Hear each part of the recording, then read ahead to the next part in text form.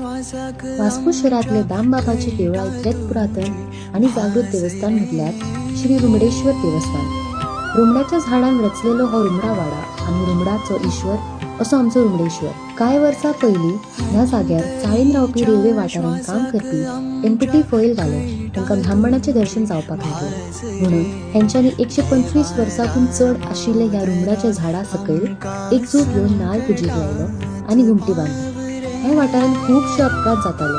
हाजो प्रश्न सोडोवपाक लोक हांगा घंटा वाजोवन देवाक उलो मारपाक गेले आनी अशें करून लोकांचे दुखाचें निवारण जाल्ल्या कारणान लोकांचो भक्तिभाव वाडलो आनी प्रत्येक वर्सा औदुंबर पंचमीच्या दिसा पुजिल्लो नाल्ल बदलून नवो नाल्ल पुजेक लावपाची परंपरा सुरू जाली.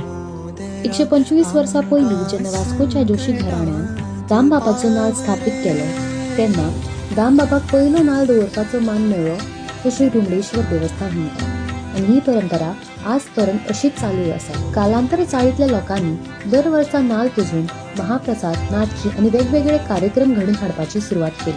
रुमडा वाड्याची विशेषता म्हणजे प्रत्येक घराच्या आंगणान रुमडाचें झाड पळोवपाक मेळटा. 2021 ह्या सालान वाड्याकारांनी एकजूट येवन घुमटीच्या जाग्यार नवे देवूळ बांदून लिंगाची स्थापना केली आनी आतां मोठ्या थाटान वार्षिक उत्सव साजरो करतात.